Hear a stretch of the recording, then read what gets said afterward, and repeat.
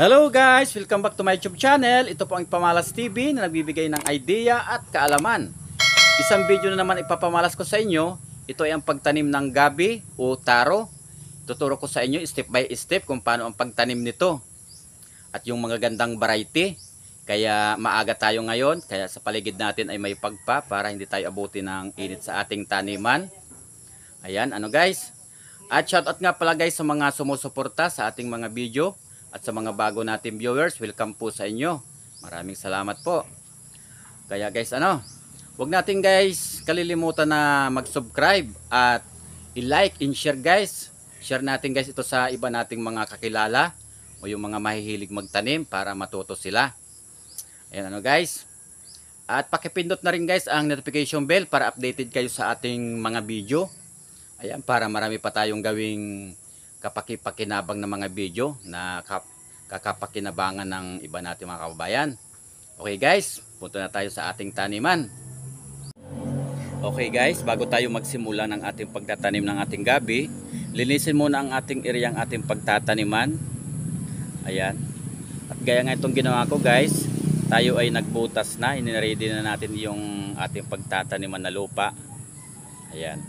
Ang lalim guys ng aking butas na ginawa dito ay nasa 6 inches. At ang lapad naman ay nasa 6 inches din.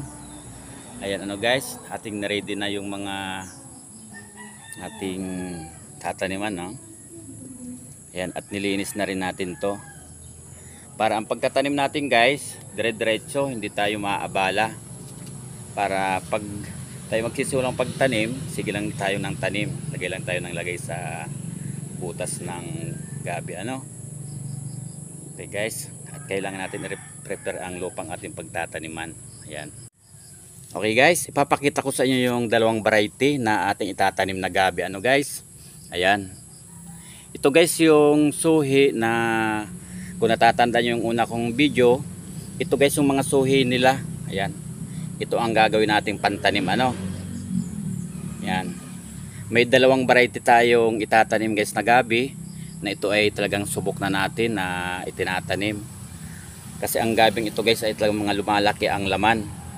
Hindi lang yung laman ang mapapakinabangan natin dito, pati yung katawan at dahon pwede nating gulayin. Halos walang tapon dito guys.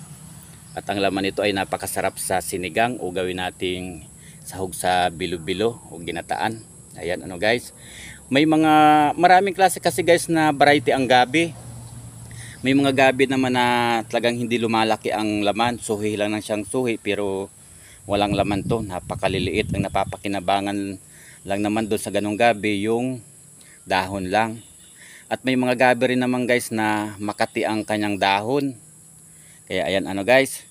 Kaya kung magtatanim tayo ng gabi guys, dapat piliin natin yung magandang variety. Na hindi tayo basta magtatanim na nakukuha lang natin dyan sa tabi-tabi. Ayan, kasi sayang naman yung panahon na pagtatanim natin o pagod kung hindi naman maganda yung laman na ibibigay sa atin ng gabi Ayan. Kung may mga kakilala tayo na marunong sa gabi, pwede tayong magtanong kung ano ang variety ang magaganda. Ito nga guys, itong puting to guys, ang tawag nito sa amin katigbi guys, ang tawag sa amin nito katigbi na variety. Yan, puti na, green ang katawan niya at green din ang kanyang dahon. At ito naman medyo nag-iitim na kulay ang katawan. Ang tawag naman ito sa amin ay kinisol. Ayan, nag-iitim-itim siya hanggang dun sa dahon niya. Ito guys ay subok na nating itinatanim yearly, dahil ito talaga ay lalo kapag maganda ang lupang ating pagtataniman ay talagang lumalaki ang laman nito. Talagang sulit guys to At siyempre dapat alagarin natin ang gabi. Ayan guys, yan guys ang dalawang variety ating itatanim ngayon Okay guys, kunin na natin yung suhing pantanim natin na gabi. Ayan. Medyo marami din tong ating itatanim para sa susunod na anihan. Marami tayong maani. Ayan. Medyo marami rin yan. Okay. Ayan guys, ito na yung nakuha natin pantanim at alisan na nga natin yung mga dahon niya at pati yung mga ugat at yung kunting laman. Ayan, para ma-ready natin sa pagtatanim natin. Ngayon lang guys, pag guys, halis na natin yung ibang dahon at yung kunting laman at yung ugat para pagtanim natin mag-uugat tong panibago at magkakaroon ng dahon. Ayan, ngayon lang guys ang pagpe-prepare ng pantanim na gabi, ano. Ayan, isa-isahin lang natin yan. Okay guys. Guys, ito na guys yung nakuha nating mga similyan na pantanim na gabi. Ayan. Iniready na natin, inalis na natin yung mga ugat niya at saka yung mga dahon niyang bayan, inalis na natin. Ito ay ready to planting na, no? Ayan. Okay guys, kung wala naman tayong bakanting lupa sa ating bahay, pwede man tayong magtanim sa lumang timba o container. Ayan, o sako. Ayan. Mabubuhay naman yan dyan guys, basta yung lupang ating gagamitin ay mataba o organic kung mayroon tayo. Ayan, yan ay mabubuhayan dyan o maglalaman o magdadahon. Pwede nating gawin, makakakuha na tayo dyan gawin na gulayin. Ayan, basta marami lang tayong itatanim. Ayan, no guys, pwede na tayo magtanim sa mga ganyang lalagyan. Okay guys, punta na tayo doon sa ating taniman. Okay guys, umpisa na natin yung pagtatanim, ano. Ito guys ay nilagyan ko na to ng dumi ng baboy. Yan, yung dumi ng baboy na alaga natin. Ito yung nilagay natin dito, ano, yung pinabulok natin guys, ilalim. At lalagyan lang natin guys ng kunting lupa sa ibabaw para matakpan yung dumi ng baboy. Yan. Tapos ito guys yung gagamitin natin na pantabon. Ito guys ay nahingi lang naman natin to guys sa mga rice mill, mga bulok na naipa. Ayan, ano guys, ito na natin gagamitin. Ito ay organic to guys, wala tong chemical, ano. Ito ang gagawin natin pang tabon sa gabi. Ayan guys, ano. Yan, lagay lang natin yan guys diyan sa gitna. Yan, lagyan natin ng kunting lupa.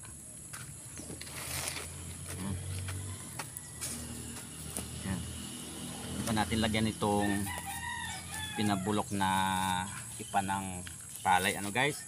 Kung wala naman kayong ipa guys sa inyong bahay o ano man na organic, may nabibili naman guys sa mga tindahan ng mga pataba, ng mga organic.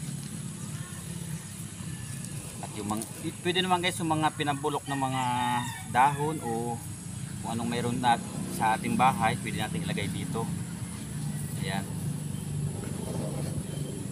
Ito guys ay yung tiyataniman ko guys, ito ay pang tatlong tanim ko na gabi. Dahil nga sa medyo nabawasan na ang sustansya ng lupa, ito guys ang ginagawa ko. Sa ilalim nilalagyan ko ng dumi ng hayop. Pwede guys yung dumi ng manok o baboy. Ayan, na pinabulok, yun ilalagay natin sa ilalim para yung sustansya ng lupa ay bumalik. Yan guys, ano, pero bawat ani ko guys dito ay talagang malalaki pa rin ang laman dahil bumabalik yung dati niyang sustansya pag nilalagyan natin itong mga organic na pataba gaya ng ito, pinabulok nga na ipaano guys, saka yung dumi ng baboy. Ganyan lang guys, ano, yung pagtatanim.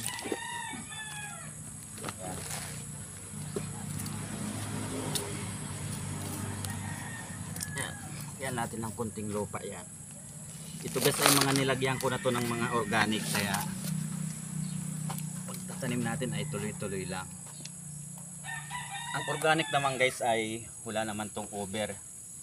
Kahit marami ang mailagay natin dito, hindi mamamatay ang ating tanim dahil ang organic guys ay presko sa tanim to. Kahit marami ang ilagay natin.